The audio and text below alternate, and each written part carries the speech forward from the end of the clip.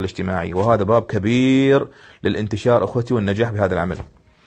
فمن خلال وسائل التواصل الاجتماعي هناك كثير من وسائل التي عليها ملايين الناس، منها الفيسبوك وتويتر وسناب شات والانستغرام وكذلك اليوتيوب، وايضا مجموعات مثل جروبات الواتساب وغيرها. طرق الارباح مع شركة DXN. قبل ما نسرد طرق الارباح مع شركة DXN، لابد ان نعلم ان شركة DXN بها مجموعة من الرتب، يعني نقدر نشبهها بالسلم الذي من خلاله نصعد الى الاعلى. فهناك مجموعة من الرتب يترقى بها العضو الدكسني حتى يصل الى قمة هذا العمل. فهناك 4 مراتب رئيسية و10 مراتب فرعية. المراتب الرئيسية التي سوف نمر عليها: أولا المرتبة الموزع، وهذه أول مرتبة للعضو الدكسني.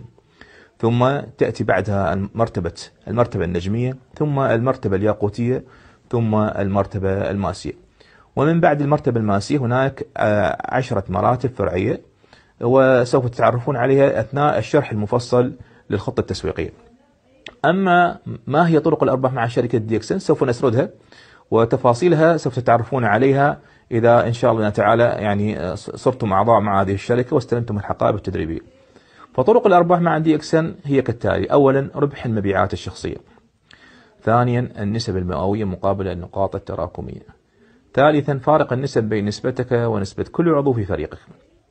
رابعا الحوافز، والحوافز تنقسم إلى قسمين: حافز الهاتف النقال أو مبلغ $230، وهذا الحافز تستلمه مرة واحدة في حياتك مع شركة DXN.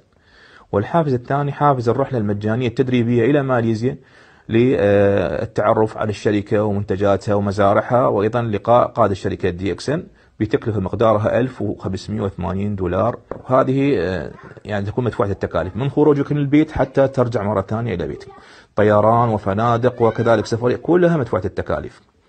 خامسا العلاوات، هناك أيضا قسمين: علاوة التطوير وعلاوات القيادة. وسادسا مشاركة الشركة في أرباحها العالمية بنسبة 2%. وأخيرا سابعا رحلات سياحية ترفيهية سنوية، هاي كل سنة تكون بنسبة 2%. هذه مجمل طرق الأرباح، وتفصيلها ومعرفتها أكثر ستكون من خلال بعد ما يتم تسجيلكم ودخولكم في الشركة تستلمون الحقائب التدريبية الخاصة في شرح جميع هذه الطرق للتربح من شركة DXN.